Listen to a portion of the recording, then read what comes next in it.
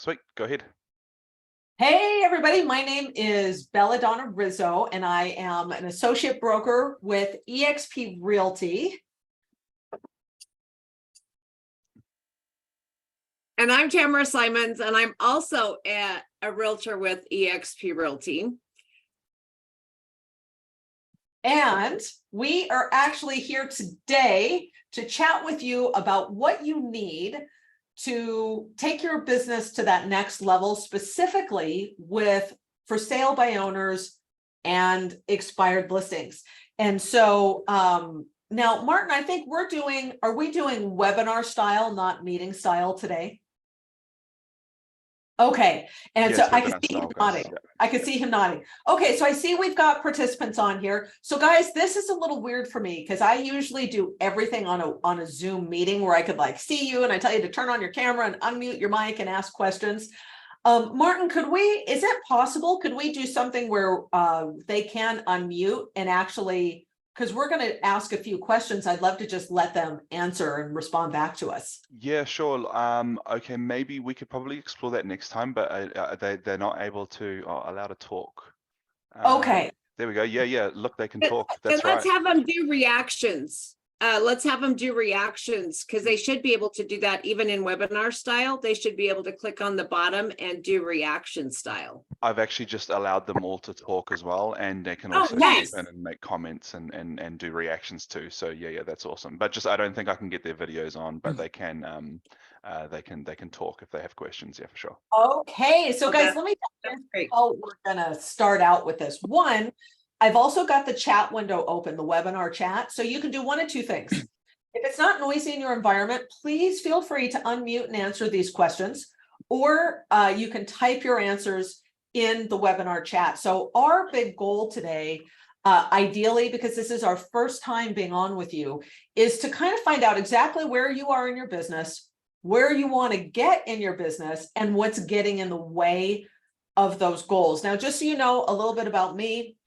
I've been a real estate broker now for almost 20 years. I've been full-time that entire time. I listed a for sale by owner my first day with a real estate license. I had no clue what I was doing. The hilarious story of that listing appointment is for another day.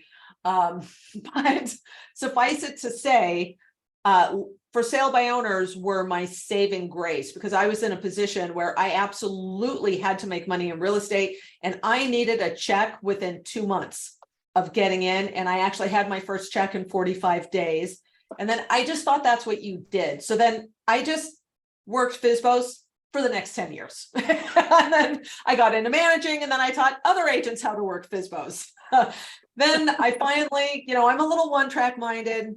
And then I finally realized, hey, a lot of FSBOs used to be listed and they didn't sell. And I'm like, oh, you mean so they were expireds too? I'm like, maybe I should call some expireds. So then I branched out into expireds. So that you know kind of a little bit about my background, I'm going to let Tamara share hers because her background is amazing. And then we've got 3 really important questions for you today. And then based on the answers to those questions, we'll kind of gauge what piece we think we need to jump in with you guys first. So Tamara, you want to just take it and tell them a little bit about your awesomeness? Oh, well, thank you. I don't know that I match up to some of Belladonna's excellence, but I've also been in real estate for 20 years. And I started out as an appraiser before I became an agent. And then just as I became an agent and got rocking and rolling, the market crashed. And I became a short sale and foreclosure expert. Ranked very high in the state of Utah. I believe I became like the number 3 agent here in Utah doing short sales. And then as that market started to fade off, I found that I really like to relist properties. So I became an expired agent. And that was my niche, was short sales and expireds. But interestingly enough, some of those expireds started out as a for sale by owner. They expired and then went back to for sale by owner. So who knew that those two kind of coincided together? So that's a little briefing about what I have done in my career, but I've now transitioned and I also coach agents as well. Belladonna and I have partnered and we've kind of followed each other's careers from brokerage to brokerage and became really good friends and next door neighbors. And now we just partner and we're here to share our knowledge with all of you. So, hey, fun stuff. Enough about us. We share that with you guys, not to brag, but just to give you a sense of who we are and why you should listen to anything that we have to say. And so what we'd like to do now is we'd really like to find out a little bit about everybody that's on this webinar today and your business. So first of our 3 questions, we've got 3. Where are you at in your business right now? So let me get, as it pertains to FSBOs expireds. Now, it's my understanding that everybody on this webinar today is signed up for this awesome service, right? With Real Connect, where you get the FSBOs and the expireds, and you've got this awesome platform. I use this platform at a fairly high level myself. I'm totally in love with it. If you want to branch out on subjects other than FSBOs and expireds, let us know, because we can cover the gamut. So if there's anything else, any other sources of business you'd like to talk about, drop it for us in the chat. If not, I'm going to kind of focus on FSBOs expireds for today. And the thing I love about them best is their right now business. Like, these are people in the sea of people where you live, right? Like, I'm looking out my window, like you can see. I'm in the Salt Lake Valley, right? There's 1.3 million people in the Salt Lake Valley. Well, I could call all 1.3 million looking for people that want to sell their home. Or I could look for the people that are raising their hands, like, we're trying to sell our home. I'm like, bless you. Let me call you instead. That's a much better use of my time. And that would, of course, be for sale by owners. And then expireds are the same exact thing, right?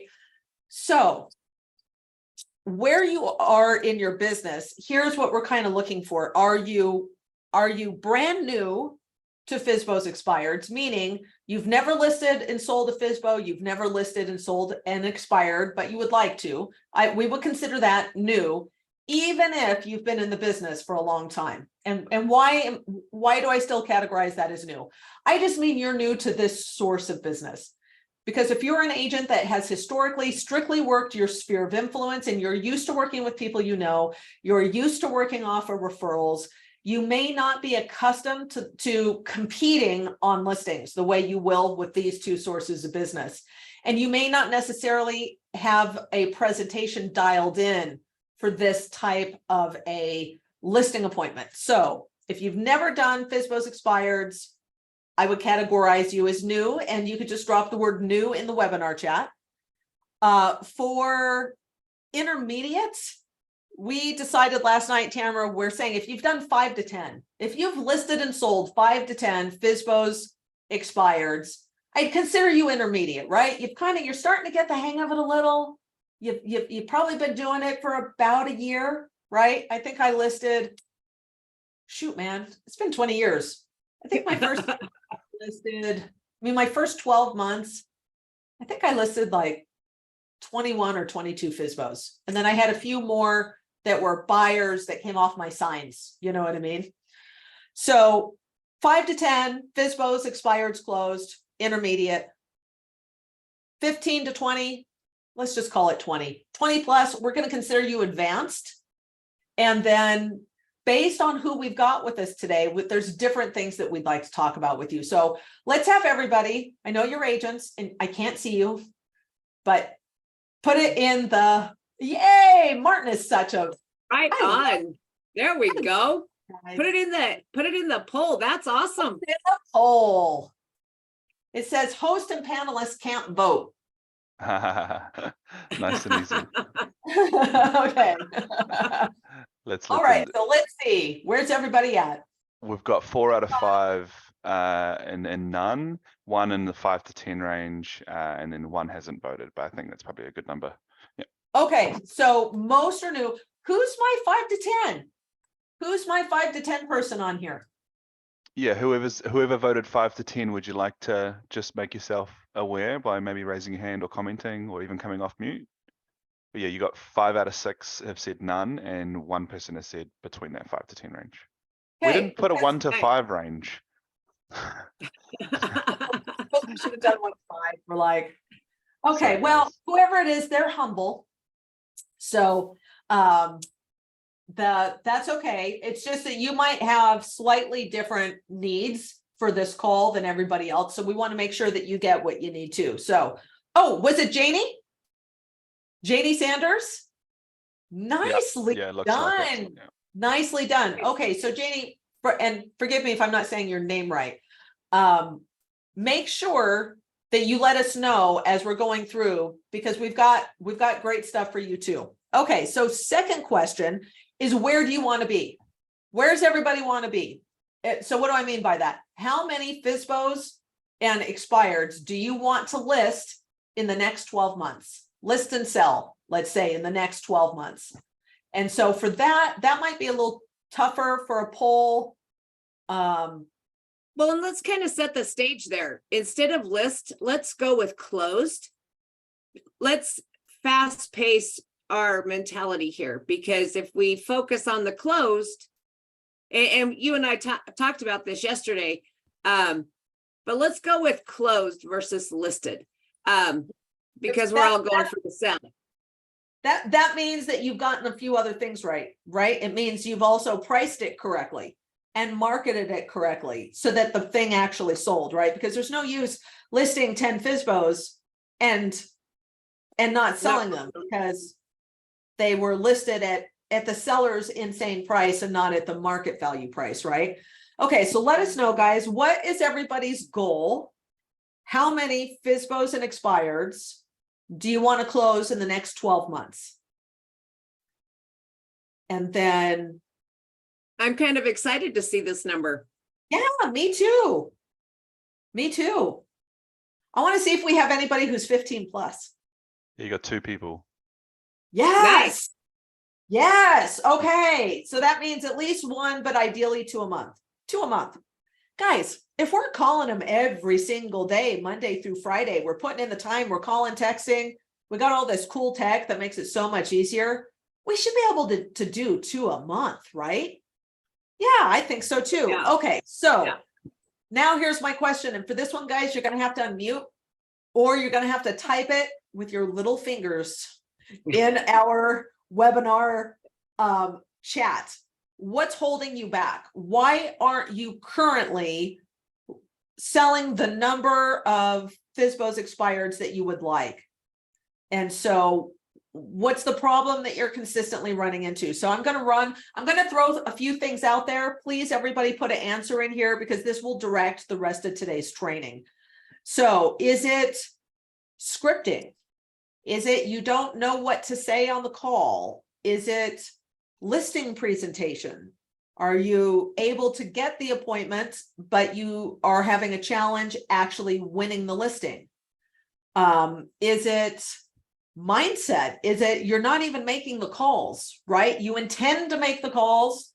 You want to make the calls, but then you're just like that call reluctance. It sucks. It's so powerful that you're not able to get yourself to do it. And I would consider that kind of a mindset challenge, right? And maybe a skill challenge, because often we have real resistance when we don't know what to say, or it's hard to feel excited about going on a listing appointment when we don't have a solid listing presentation that we're just going to knock out every time like clockwork. We don't have to think about it, right?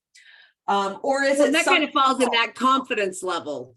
You know, if you don't feel like you are confident enough to handle that phone call or to handle that conversation, because yet again, falls back on our scripting of not knowing what to say and how to say it, or even if we're scripted enough to handle the objections that may come our way. That's a great one. I know for me, confidence, it was huge in the very beginning for me. And even times I'm like, I don't know if I can answer that correctly. You know, they're going to throw something at me, but it's all here because we think of what they're going to say before we've even got on the phone call and no one has said anything to us. So I think it's just a matter of if our confidence isn't there, we're not making the calls. But I would love to see what everybody's saying, where you're at, because that really directs where we can go with this call today. So I've got 4 out of 6 people have answered the question. I don't want to end it early in case I cut anybody off who's still typing. Is there anyone? We were just waiting for 2 more people to answer that question. And if you're not comfortable to put details in, guys, just put something in so I know that you've answered, and then we can open up the answers and move on.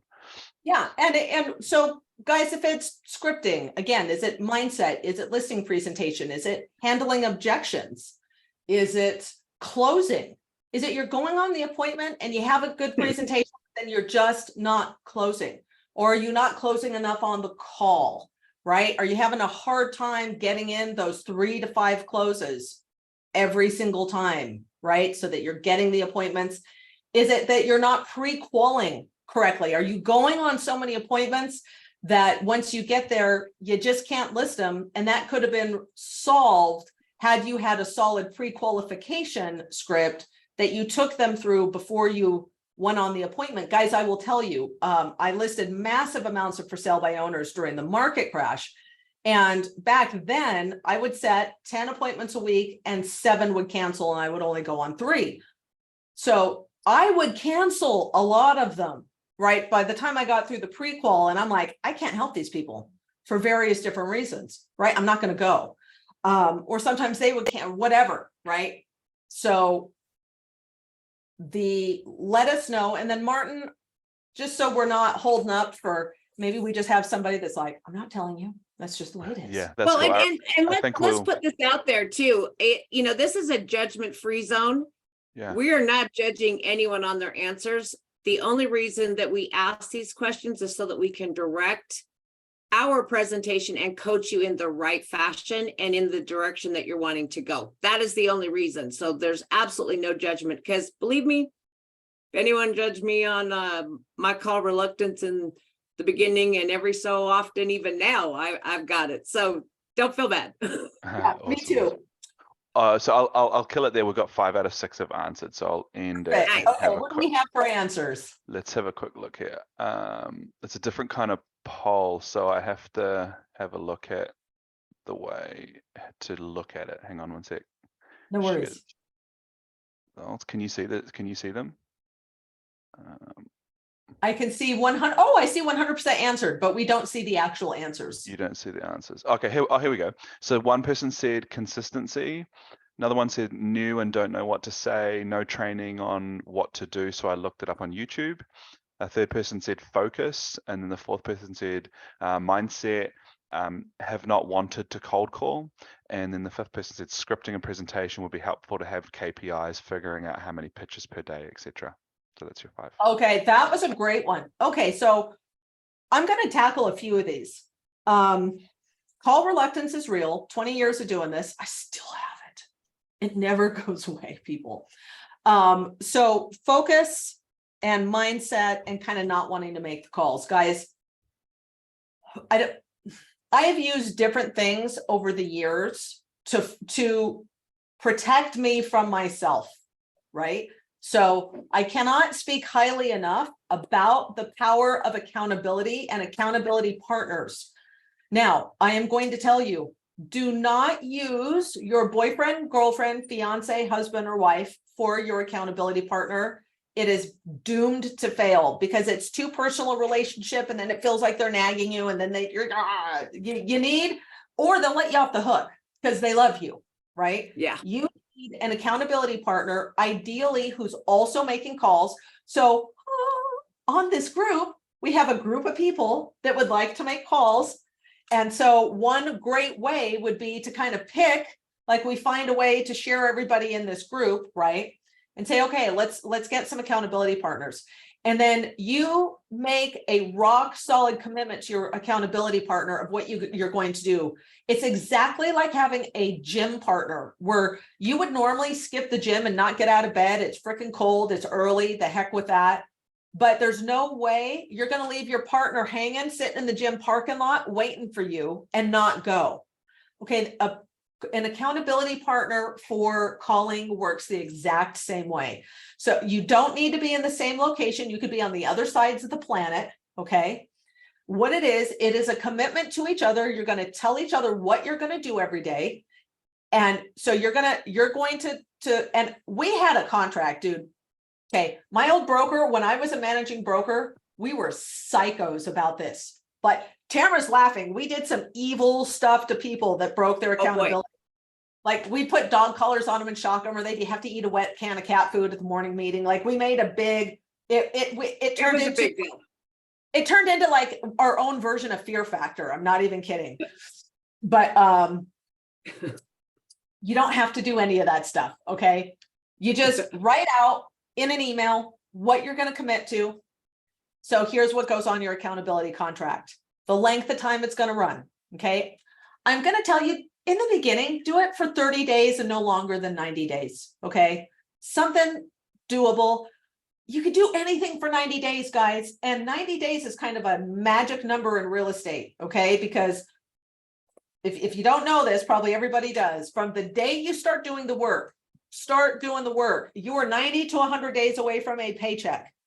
Okay, so you need that consistency. For my person that said consistency, and accountability will help you be consistent for 90 days. And then you know what'll happen at the 90-day mark? You'll be like, whoa, I got like 5 closings. Life is a lot better with 5 closings than with no closings, right? So you decide how long the accountability is going to run for, what you're going to be accountable to, how many people are you going, so I'm going to give you guys my definitions. I think they're the best. You don't need to use them, but I've done accountability with a lot of agents for a lot of years. I would count contacts. Okay. A contact is I made communication with another human being and they communicated back to me 2 ways. Now, back in the day, I only had phones, right? But now I count text, DMs, Facebook Messenger, phone call. Okay. If they respond back, so they answer the phone, they say, are you an agent? F you, hang up. I'm like, well, thank you. I got that one quickly. I need 20 more. F you. And I'm like, wow, I'm gonna get done pretty quick today. This is a true story, you guys. I don't care. Here's my definition. They have to be over the age of 18. Why? Because only in the United States, you have to be 18 to be able to sign a legal binding contract. And you need to be the homeowner, right? So if I'm calling, texting, and doing messaging, I'm going to define what a contact is. My definition is if they respond back to me and there's 2-way communication, it's a contact. Even if they hang up on me, even if they say, put me on your do not call list, whatever. Next, how many of those are you going to commit to doing a day? Is it 10 a day? Is it 20 a day? Is it 30 a day? Is it 40 a day? How many is it a day? How many days a week? What do you get to take a day off? Okay. Do you get to take a day off if you're throwing up? My rule was you only got to take a day off if a bone was broken or you were hemorrhaging blood or somebody you loved had a broken bone or was hemorrhaging blood. Otherwise, your accountability would invoke. You're like, what does that mean? You're like, we're on a training with a crazy woman. Okay. What I mean is, for me, accountability isn't really accountability if there's not a little smack, a little punishment for not performing. Okay. Otherwise, people will slither out of it. They just do. So you decide what your accountability is. Mine was $20 a day. If I was late, and then what time are you going to start? What time? Is it 8 a.m. sharp? Is it 9 a.m. sharp? What is it? And if I wasn't on the call or making my contacts right then at that moment, right, I'd instantly have to pay my accountability partner $20. And so it was, it was Deanna Lee. So we did $20 a day. And then we had a bigger one. Like if you missed more than one day in a week, right? Because we'd pile it up. She and I both went and bought like $200 gift cards at our favorite store where we wanted to go shop. And if we broke accountability, we'd have to give the other chick the gift card, like. And if we kept our accountability for the time, we got to go spend it ourselves. So, well, and can we do one more poll really quick? Yeah. Does anyone have an accountability contract, or would they be interested in having an accountability contract? Because we have those. I have them. And so let us know. So putting together some kind of accountability, guys. Now, do you have to put a punishment in there? No. It's your contract. You can do whatever you want with it. I'm just sharing with you what I have found to be best practice for agents and for myself for the last 20 years. Guys, I am the slimiest agent on planet Earth. If I can find a way to slither out of making my calls, I will do it. I can rationalize it. Well, I'm working on my website. No, I'm making a social media post. I'm sure this is as important as my calls. They're not. Okay. So that's the. Well, because if it's not a money-making activity, which is what that phone call or that text message is, then it doesn't count. It doesn't count at all. Doesn't count. You have to be able to be making those money-producing activities. That's going to produce the listing. It's going to produce the appointment. If you don't have those, then it's not going to work. Yeah. So that comes after. You do all that stuff after you're done with your prospecting. Now, there's a second way that you could do your accountability, and you could do it for a set amount of time, because maybe you get on a phone call and it goes 45 minutes long, and it's a brilliant. I do it all the time, you guys, all the freaking time with FSBOs. And and you set the appointment, and by the time you set the appointment and you pre-qual, because I pre-qual immediately after I set the appointment, I launch straight into my pre-qual script. Everybody here needs a pre-qual script. It's like the most important script in my entire repertoire of scripts is my pre-qualification script. And by the time I've done all that, guys, it's very easy for a phone call to go long. And you're like, no, I still have 20 more contacts to make. I'm going to be here till like 8 o'clock at night. You could do 2 hours. Like, I'm going to prospect devotedly with a high amount of focus for 2 hours. And the amount of contacts is the amount of contacts. Okay, so you guys see, but one way or another, you're taking the action you need to take every day. And how you structure it in your accountability contract is completely up to you. Okay, so let's talk about, we had a couple of folks say, now we had focus come up a couple of times. Okay, so for years, I don't know why it is, you guys, but like when I sit making my phone calls, I don't know, I don't have the same amount of energy. So I tend to stand when I'm making my calls. I have a mirror, and you're like, why?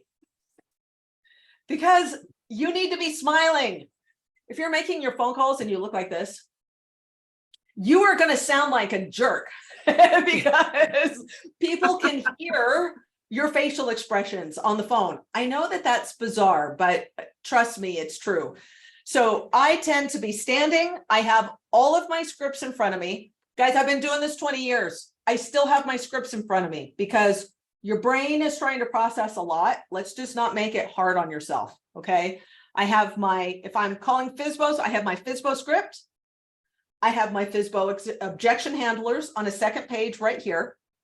I have my closes, my top 5 closes that I love. I can say them. They don't make me feel gross. I don't have to think hard about them. My 5 favorite closes. And then I have my pre-qual script. And then the other thing I have 20 questions, just 20 random freaking questions I can ask any homeowner. Why? Because guys, when you're trying to set an appointment with a FSBO or an expired, we need to close at least 3 to 5 times on every single call. We have to. And I don't know why this is, but the FSBOs that say yes too easy, they're like, yeah, come on over. They're always freak shows, dude. Here's what you find out for the easy ones. They got 20 freaking agents they're meeting with. They're not motivated. I think they're bored. They're just entertaining themselves at our expense. The folks that you have to fight hard for that appointment, there might only be 1 or 2 agents that are meeting with them. And when you finally sit down with them, they're a great appointment. So you don't want to lose out on those appointments because you couldn't get through enough closes. How do you get through enough closes? I'm going to draw it for you. You have to have enough relevant questions to ask them that lead them in the direction of setting an appointment with you. But you can't just close. You're going to sound like a lunatic. You've got to be able to ask 2 to 3 relevant questions before you try to close again, right? And so here's how I picture this, right? I picture it like the infinity symbol. So question, question, question, close, question, question, question, close, question, question, question, close, question, question, question, close. You guys get the idea? If I'm going to close 5 times, and I need 3 questions between closes, I need at least 15 to 20 questions that I can ask them, not to mention those few at the beginning. And sometimes in the heat of the moment, you're like, I can't think of anything to say. Okay, bye. But when I have my list of 20 questions and I'm having a brain freeze, I can just go, so just curious, when did you replace your roof last? And I'm just looking at my list of questions, and it keeps the conversation going. Okay. And if you're like, whoa, I don't really have all that stuff. So maybe you're working from home, maybe you're working in an office. I'm going to tell you the cheapest, funniest, I did it this way for so many years. For so many years, I had a stand-up cubicle. Girl, do you remember the pit at Everest? We called it the pit. It was a giant room that was just full of stand-up cubicles, and you would just go in there and call. It was like the movie Boiler Room, right? And so I went to Walmart, you guys, and if you've got kids who've ever done a science project, you go to the Walmart in the office section and like the arts and crafts section, and they have the poster boards for science projects, and they're like made out of foam. Triplex. They're like, they fold open, and then they'll stand up all by themselves. Guys, I had all of my scripts pasted like a little kid, like with the glue sticks pasted on this board. And then I had a few other things on my board. I had pictures of goals. I had a picture of the car I wanted to drive. I had a picture of the house I wanted to live in. I had a picture of the vacation I wanted to take. I had some pictures on there, right, to keep me excited. And I had some little motivation quotes on there. And then, okay, you guys are going to laugh, but I had a row of little stickies. I should make a board, dude. I should go to Walmart and I will, okay, guys, I will freaking remake a board and I will show it to you on the next call. I had a row of these going right down the middle between my scripts. And one had a smiley face to remind me to smile. And it said smile.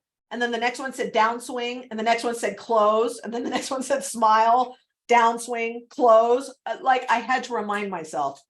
You guys are like, what's a downswing? Okay, we are going to get into that. That is one of the more, I'm not going to call it advanced, but strategies of how you use your voice and your intonation when you're on the phone. So if I say to you guys, so I was calling about the home for sale. Is this the owner? I work with a lot of buyers and sellers in the area, and I was wondering, how can I help you?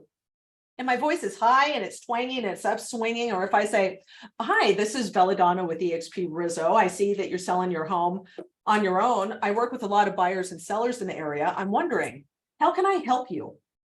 Downswing, downswing. Anybody with kids?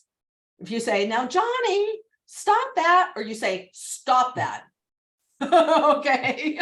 Now, I'm not saying you talk to them like a drill sergeant, but you guys, get the idea, right? That's a downswing. That's what we call a downswing with your voice. You want a downswing at the end of every question. You don't want to upswing. And as women, we upswing like crazy because that's kind of just natural to us, right? So for the ladies on the call, you might need to practice a little more. And Martin, you know, the other thing I'm happy to do is if we wanted to pick one call a month or whatever, where all we do is role play and everybody gets a chance to role play the scripts, I'm totally game with that. Oh, I'm totally game. So yeah, I'll be keen on that too. That's when it comes to focus, I'm going to say wherever you're making your calls from, you need to be uninterrupted. If you're calling from home, I need you to find a room where you can work and set up, close the door, lock it. Don't let the kids in. Don't, like I did this with little kids, you know. I should have had a bumper sticker on the back of my car that says I stopped for FSBOs. My kids got so used to, like, we'd just be driving down the street. If I saw a FSBO sign, I'd be like, whip over, and I'd go knock on the door and bring my kids with me. So I would actually pay my kids if they found a FSBO sign that I didn't see. It was like $5 if you spot a FSBO sign that I missed because I was focused on the road, right? So I got them looking for them for me. But close the door, make that time sacrosanct, make it sacred, right? Because it is the fuel that is going to drive your business. I recommend having your script board, even if you're just sitting it out on the table somewhere, or sitting it out on a dresser and you're sitting on the edge of your bed, hammering your calls. Nobody knows. It's okay, right? But well, and it's your business. So it really doesn't matter. If you was working a 9 to 5, you would do the same thing. You would go to work and you would have a particular schedule that you would stick with because that's what your boss would expect from you. You're your boss. So map it out. This is the time. So you're uninterrupted during that time. Because I think if we take and we commit to ourselves that this is what we're going to do from this time to this time, you can commit, you know, from 9 to 11 or whatever your time is, but you can give that, you know, if you was working a 9 to 5, you would be expected to do so. So do the same for yourself and make sure that, okay, I'm uninterrupted from this time to this time, and this is what I do every single day at that time. And just commit to it. Can I weigh in one thing there, guys? I look after a sales team of real estate agents in New Zealand, as you know, and big thing I say to them all the time is that when you guys walk away from this webinar today, you might have all of this motivation flowing, and you might be like, "Wow, that was great! I'm going to get into this." But motivation doesn't last, so motivation has to be partnered with discipline as well. So if you partner motivation and discipline, use the motivational times to make your plan and to sort of decide what you're going to do. But then it actually takes discipline to go, "Oh, I don't feel like making my calls today." Discipline makes you go, "I got to do them anyway, regardless of how I feel." So that kind of helps as well. I just thought I'd weigh that in. Oh no, Martin, Absolutely. I agree. And when discipline fails, when willpower fails, you have an accountability partner who will kick your ass and cash your check if you don't do what you say. So what do you mean cash a check? Well, I just did accountability with Shay and he cashed it on Facebook. He did a video and posted it. So I got public humiliation on top of losing my check. Well, and you also got team humiliation because he did it in front of the entire team. He did it at my sales meeting. I didn't do my calls and I wrote him a $100 check. And on any day when I missed my calls, he got to go cash my check. So guys, you could mail somebody a check. Now, if you're like, dude, that's old school. Who the heck even has a check? Well, if you make it out to them in advance and you drop it in the mail and you send it to them, they don't have to wait for you to send that Venmo. Maybe you don't send the Venmo, but they can go cash your bloody check. Now that's accountability, right? Again, you guys, you can work it however you like, but Tamara, you brought up something really unique, and that is treat it like a 9 to 5. Guys, there's something very ironic about my office. Before I got into real estate, I was 10 years with corporate Blue Cross Blue Shield. I started with them in customer service. You were on the phone and they charted the seconds that you were on your phone. You had, when your shift started, your phone had to be live And like calls are just coming in nonstop. You're on the phone literally for 8 solid hours a day. When you take a break, bam, and your phone is idle. If you were 1 second late from clocking in for your break, you would instantly get like a demerit, right? And if you clock too many of them, they would fire you just that quick. A second late for being on your calls. Okay. My office is in my old Blue Cross Blue Shield building. I'm like, oh my God, I have deja vu. If I worked my real estate business the way I worked for Blue Cross, I'd be making like I'd be a $5 million a year GCI agent, right? Doing the same 8 hours a day. So, okay, I think we've beat that horse enough. Let's see how we are on time. Okay, we're at 2:42. Who wants to take a look at some scripts? Anybody here want some scripts? I'm gonna share my screen. And can we get some feedback, guys? Again, feel free to unmute because I actually really like having conversations with agents. And if you've never done a webinar or a Zoom training where nobody talks and you just like have no idea if you just don't know if they hate you, love you, or bored by you, feedback really helps.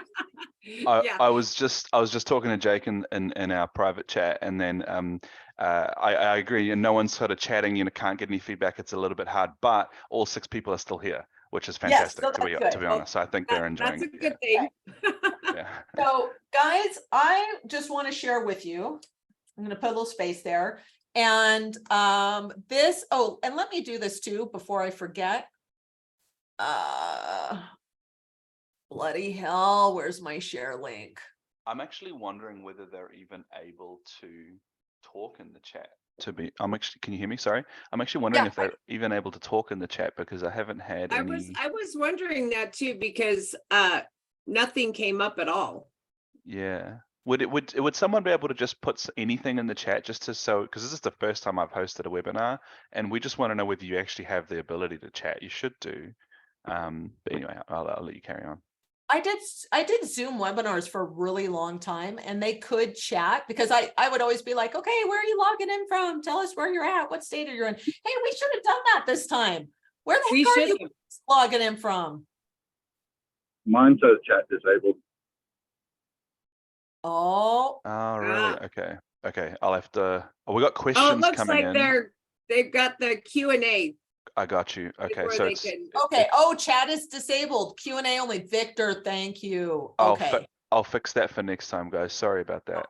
Okay. No worries. Here we go. Attendees can chat with everyone. Here we go. I've just enabled it. Sorry, guys. Oh, perfect. Thank you so much. They're like, quit yelling at us. We can't do it. Okay, hold on. I'm gonna drop a link to everybody. Oh, it's only letting me drop the link to host and panelists. Is there a way for me to drop it to everybody? There we go. Once Done. Martin has it, he should be able to drop it. There we go. I got it. Oh, nice. Sorry about that, guys. No, it's okay. Hey, this is the beauty of live, right? You see that everybody's human. Okay. And we're used to this. We do this all the time. Live webinars every week. Stuff always screws up. I'm just like, whatever. That's how they know it's live.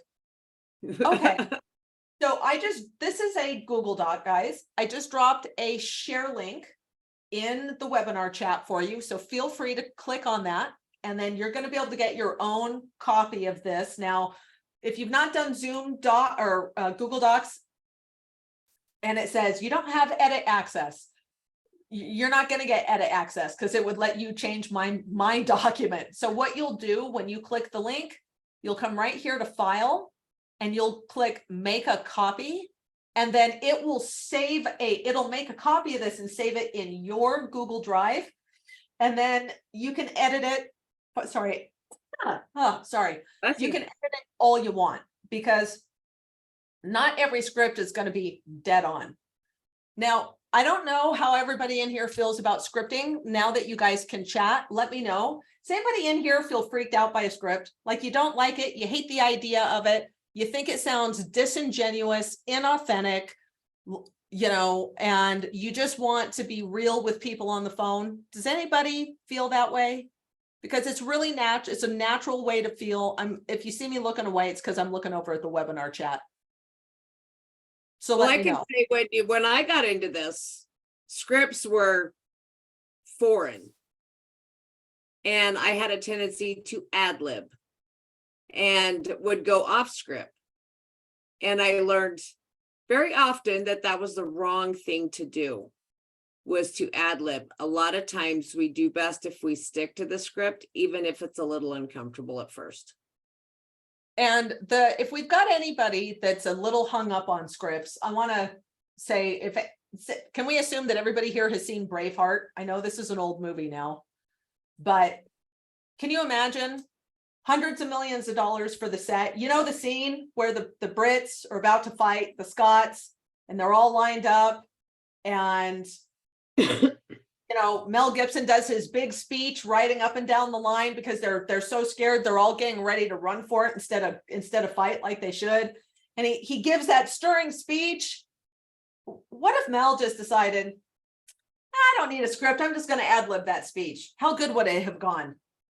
Right? Probably not as good as the fact that he really took time to make sure that what he was saying was the best thing he could say. And by the way, you guys, sorry, I'm getting up. I have a book.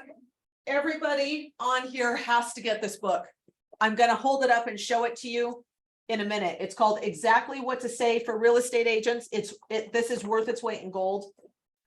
Okay, some of the language from this book is in this script. So let's go through the script and you guys tell me if this is better or worse, and be honest, than what you guys are saying right now on the phone. So Tamara, do you want to pretend to be the for sale by owner for me? Sure. And I plan to do this, guys. So this is like totally ad lib. Okay. Ring, ring. Hello. Hey, is this Tamara? It is. Hi, Tamara. This is Belladonna. Hey, I'm a local real estate agent here with EXP. And I noticed that you've got your home for out here in Sandy up for sale. Now, you're selling that by owner, is that right? I am, yes. You are? Okay, awesome. Well, hey, I am reaching out because I work with a lot of buyers and sellers in the area, and I'm just calling to see how are things working out for you? Well, so far so good. You know, we've had a few interested in our home. A few interested. Hey, that's awesome. Congratulations. So, hey, Tamara, just out of curiosity, is saving the commission the main reason why you decided to sell it yourself instead of using an agent? Oh, absolutely. I don't want to have to pay for something we can do ourselves. So, you know, can I say, I don't blame you a bit. I'd feel the exact same way if I were you. And so I can actually really appreciate that.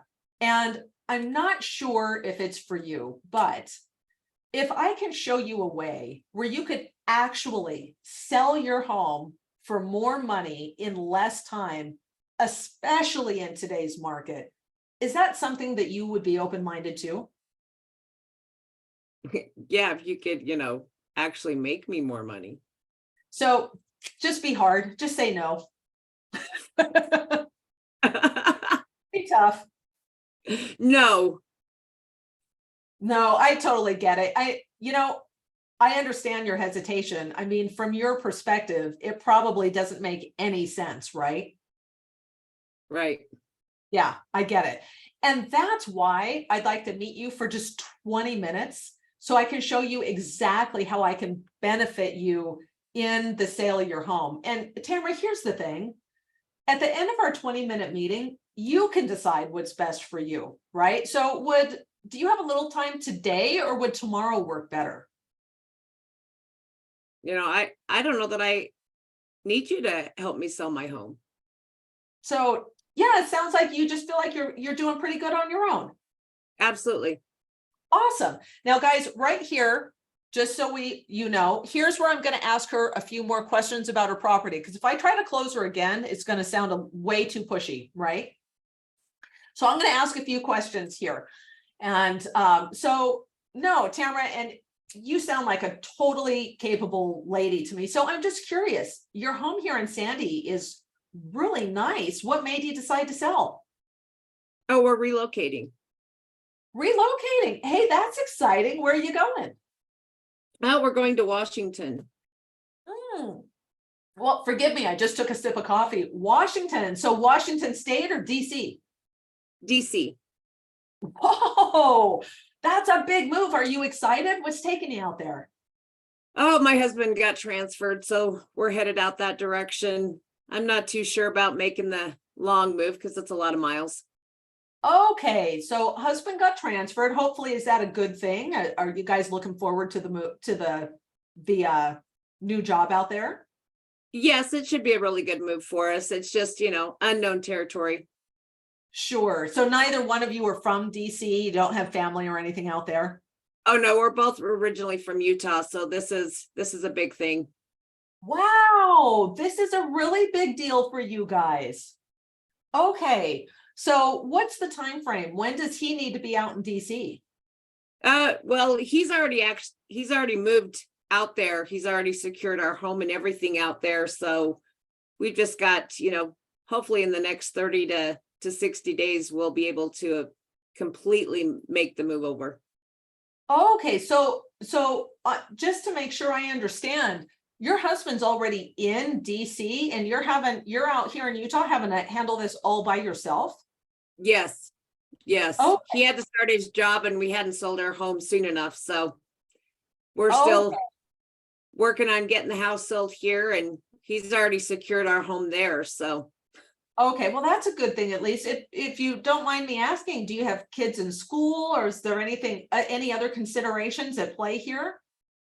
the kids are still here in school, but we've, can make that transition and get them in schools there as well. So it's just mostly trying to get the house sold and make it as quick as possible. Okay, so you've really got a lot on your plate. I mean, you're trying to sell the home on your own. Your husband's in DC. You got kids that you've got to get moved. You're still trying to get them back and forth to school, and you've got to get them moved out to new schools. That's a lot. It is. It's, it's been a pretty big stressor, but, in the end, it'll all be worth it. Yeah. Your new exciting life in DC. So based on that, Tamara, I'm honestly curious. If you could actually have your home sold, and I mean closed and sold in the next 30 days, get the price you wanted, you could be out with the kids and your husband in DC, would that be a win for you? Oh, definitely. Definitely. Okay, great. Now, if there's a way, and Tamara, I don't know for sure yet because, of course, I haven't seen your home. I haven't done the research. But if there was a financial benefit to actually listing the home and it financially made sense for you and your family, could you see yourself being able to consider that? If it made financial sense for us, absolutely. Awesome. So let's do this. Let's get together for just a few minutes and I'll show you how I can make you more money. So you just tell me what's better for you, afternoons or evenings? Let's do an afternoon. Perfect. How's tomorrow at 1 o'clock? Does that work for you? 1 o'clock should work fine. Okay, great. And guys, I even put some of these other questions down here for you, right? So let me kill the screen share. And we've got 5 minutes left. Because I just kind of didn't ask Martin, I kind of assumed we were doing an hour. So guys, that Tamara and I did not plan to role play that script, but I'm kind of a kind of gal, right? So and we're used to doing role plays. I mean, it's been a while since Belladonna and I have role played, but we had been in the same brokerage. So this is something that her and I have done. And if you don't have a role play partner, find one. Yes, because the better you get at your scripting. And now role play you really can do with boyfriend, girlfriend, husband, wife, fiance. Kids get sick of it, but I used to role play with my husband all the time. So what do you guys think about that script? Do you feel like that's a script you could use? Do you feel like that was a script that could get you an appointment? And let's see, I'm kind of keeping an eye on the webinar chat. Just go ahead and throw in the chat, guys, whether you have any questions or feedback about that script. To me, I mean, that sounds great. The whole, you're asking a few kind of situation questions at the beginning, and then you sort of move into what their motivations are, and then tying their motivations back to your closings, your closing questions as well. So just while you guys are just answering that, or sort of seeing what you think about that. Belladonna, do you guys want to talk briefly about your coaching option? Then I want to talk to the team about what we have with Real Connect as well. Yes. Okay. So Victor, I knew we had a mindset issue. Victor said, sounds like a bold promise. Victor, let me tell you something that I know in my soul. Okay. I will make them more money than they can make on their own. 100% of the time, done deal. I will make them, I charge a 6 to 7% listing commission. I never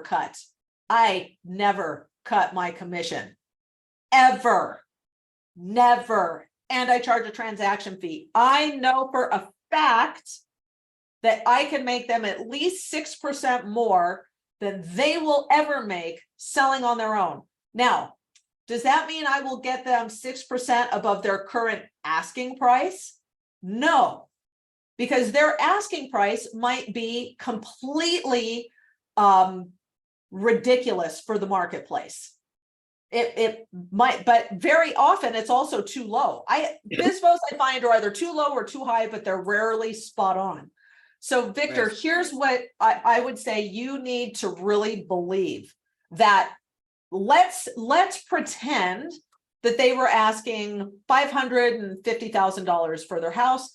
And let's just pretend they are the rare FSBO that actually priced their house correctly.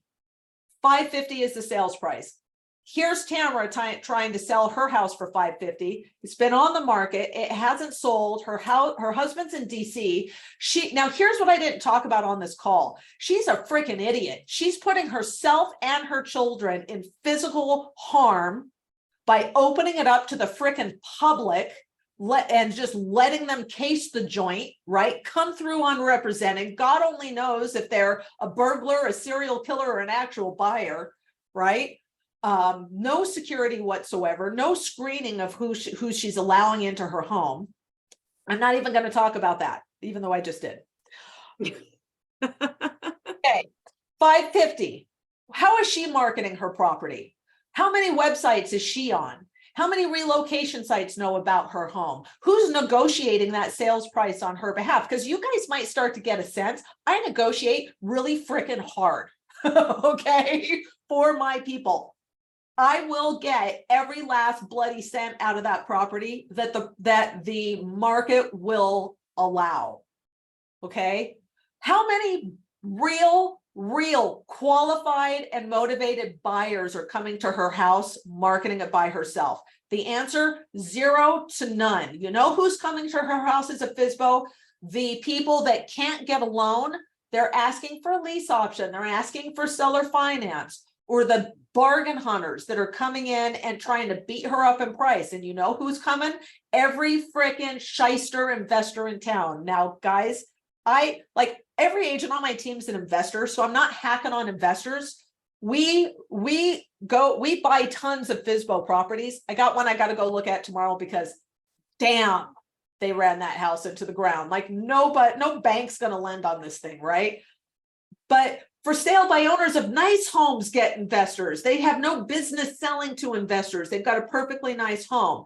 So the odds of her selling her home for $550 are somewhere between slim and none. The odds of me selling her home for $550, if that's what it's worth, are 100%. 100%, and I'm not exaggerating. If it's marketed properly and it's priced property, I will sell that house. I will sell it. And I will sell it in a reasonable amount of time. So let's just say let's say two situations. Tamara sells her house and I sell her house. She sold her house marketed at $550. She's desperate. She's got kids. Her husband's in DC. Maybe he's going to strip clubs. What kind of call is this? She wants to get out there. Her husband's all by himself in DC. Hey, forget I said that last part. Tamara's getting desperate. She lets the house go for 510, 520. I sell the home for 550. I sell it for the full 550. Who just netted more? What's the most net in her pocket? It will always be more with me. And I will keep her safe. Safe how? Physically safe. We're not going to have every freak show in the world coming through her property, right? They're coming escorted by a licensed professional that in the US has gone through an FBI background check. And they're pre-qualified. So we know they can buy the bloody home. Okay. And contractually, I am going to make sure that she is bulletproof. If something goes wrong with that sale and that buyer comes back and sues her after the fact, I feel really good that I can win in court. And I have won in court. And I have had clients where buyers tried to sue them. And guess what? They lost. And so why? Because we had a rock solid contract, because we knew what we were doing and we didn't leave any loopholes for a buyer to slime their way through to try and extort money out of our sellers. Yeah, I'm not real fond of suing people for no good reason. Because guys, do you have to do anything wrong to get sued? No, you could be completely in the clear and get sued. So we had we're 3 minutes over, one last story. I listed it, guys, true story. I listed it for sale by owner. They had been, so he'd expired twice with 2 different agents, and then he was a FSBO. It was an estate sale. It was mom's house. It had been vacant for 2 years because the damn thing had been sitting on the market forever. Now he had been taking care of the yard, so the sprinkler system had been running, but the plumbing inside the house, the water was turned on, but nobody's using the house. Nobody's flushing toilets. Nobody's running water through those pipes for 2 years. The guy that buys the home is an attorney for Zions Bank. Zions Bank's a huge bank that's local to Utah. He's the legal counsel for Zions Bank. He buys the house 2 weeks, and there was a sewer line break, you guys, and it floods his basement with raw sewage, like 2 feet deep of raw sewage. Do you think he tried to sue my seller? You bet he did. And he can't, and he's an attorney, so he has almost zero legal costs because he can represent himself. We came right back at him hard because he hit us with a demand letter, and I'm like, yeah, that's cute. What do we have, guys? Seller's disclosures. What was in our seller's disclosures? Everything about that property had been vacant for 2 years, all the stuff. Nobody's lived in it for 2 years. How could they have any previous knowledge that there was anything wrong with that plumbing? It's been vacant. We reached out, did you do a sewer line scope? It was tree roots, guys. Tree roots had just inundated his sewer line. And then after being like, no, and the sewer line, it was old and it had like literally dried out because nobody's running the water. And then it just like blew up when they started running water through it again. And like, we didn't flinch. We hit him back. I had my attorney write a simple like letter back that basically says, yeah, we'll see you in court. And look, you initialed the bottom of every single one of these pages and you signed it and you neglected to get the sewer line inspected. There was no way that we could have known. Knock yourself out. We'll see you in court. And he dropped the case.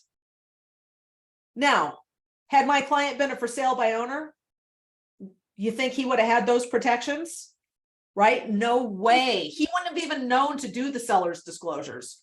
So if I'm on a soapbox and really passionate about this, I have seen so many FSBOs get themselves into so much trouble. And you know why? Because I didn't take every single listing I went on. And then I would have FSBOs call me and be like, oh my God, this happened. Can you say anything? I'm like, sorry, I can't. Like you blew it. Prepare to pay whatever they just asked, because you actually are in breach of contract. And you now owe them an amount equal to the buyer's earnest money. And I'm sorry, the earnest money was 10K. You owe that buyer 10K. Really? Yeah, really.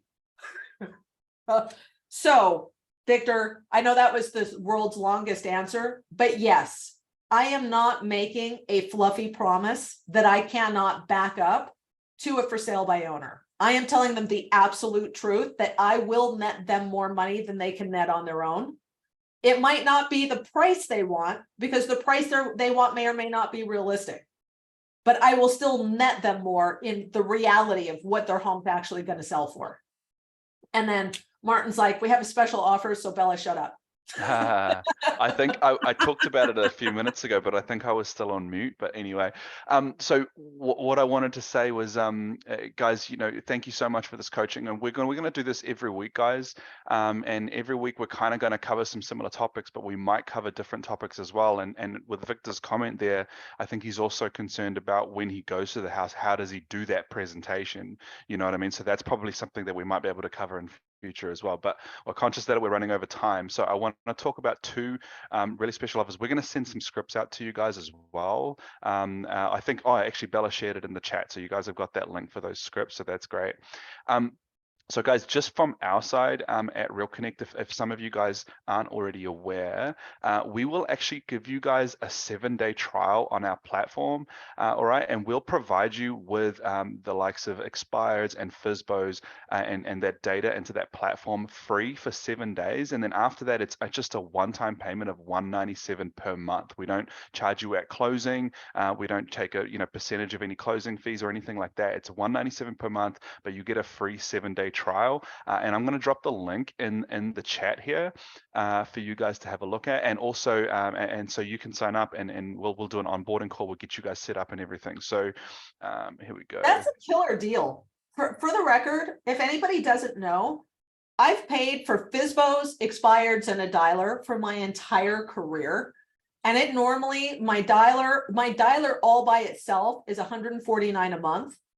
And then FSBOs and expireds are another $150 a month. So what is that? $300 a month? Yeah. And so our platform is a full CRM as well, guys. Like, there's a lot of features, a lot of functionality, and I think in future coaching sessions on these Wednesdays, we might do a sort of 5-10 minute segment of how it works and things like that for you guys as well. But we kind of ran out of time today. But I also know that Bella and Tamara also have their own coaching program that you guys want to talk a few minutes about that too. So Tamara, do you want to tell a little bit about AI Listing Agent?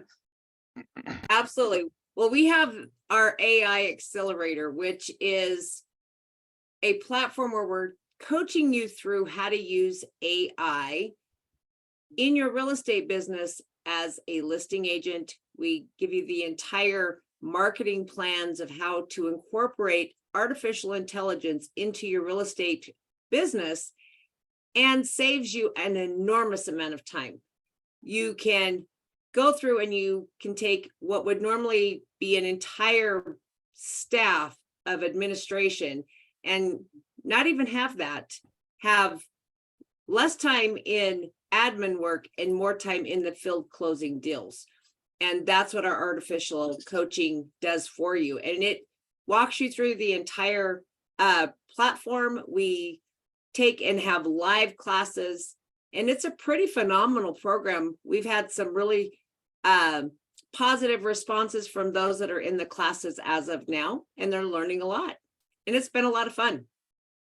And then Martin was like, now guys, this I haven't changed it. I haven't changed my landing page yet, so forgive me, because we were supposed to do a live webinar this Friday where we train you on AI for free, and then you can decide if you want to work with us for 12 weeks after that. You guys are good to even register for the webinar, and it'll say this Friday, and then you'll get an email that says, sorry, Bella forgot it's her wedding anniversary this Friday. So the real webinar will be Friday. A week from Friday. The 20th. So just know it's not 2 days from today. It's next Friday, because I'm doing I'm not working for my anniversary. So fair enough. But and then guys, let us know what you want to see on these trainings. So Victor, listing presentation is the next thing. And it's a big deal, right? So we have an entire pre-listing process So your listing presentation starts the moment you set the appointment, because the very next script you must use is the pre-qualification script. So once you've done your pre-qual script with them, then you've got it totally set up, and then you're going to send them your pre-listing package. And I've been doing this so long, my pre-listing package used to be physical. Like I used to like have a runner send it to them, right? Now How was that runner? Yes. Yes. I was. Now our pre-listing package is a digital package, and it will absolutely convert them. They will be ready to list with you before you ever show up in real life. And you guys, you got to know this if you haven't done it. I know Janie's a rock star on here. She's done it. FSBOs and expireds are highly competitive. So you must have a very specific value proposition. And you need to have a value proposition that supports you getting a full commission. And if I have anybody in here, I am going to piss some people off right now, and it's okay. I'm doing it for your own good. If I have any people in here who think the strategy for landing FSBOs is to discount your commission, I'm going to respectfully say to you that you have a mindset issue and you have a skills issue. And the minute we solve both of those for you, you will start taking listings at 6% minimum, right? And so the pre-listing package goes out, and then in person, you've got your listing presentation, and ours is completely geared towards AI. You've got your AI listing agent presentation that really helps you stand out from the competition. Right? Because that was the thing I struggled with. Like when I say, I'm going to do it different, and I'm like, really? I'm going to put it on the MLS. I'm going to take some pictures. They'll be good pictures. I'm going to put them on some websites like every other freaking agent. Okay. I struggled with my value prop for a long time. I don't struggle with that anymore. So we can help you with that too. Awesome. All right, cool, guys. So look, I appreciate you guys' time. Thank you everyone who stayed right till the end. We really appreciate it as well. So you've got the links, 7-day trial at Real Connect. We've got a webinar coming up for the AI listing agent as well. So yeah, we'll do this again every week. Next Wednesday, 4 p.m. We'll send more, more emails out, and we'll post it in the Facebook community as well. So Bella and Tamara, thank you guys so much for this. This was actually awesome. We'll catch up later on, to debrief or whatever from being the first training that we've gone through. So, but yeah, talking so much. No, you're all good. So, all right, cool. Thank you so much, everybody, and thank you so much for joining as well. It was a pleasure. Thank you, you guys. It was a pleasure. Thank you. Awesome. Thanks, guys. Bye.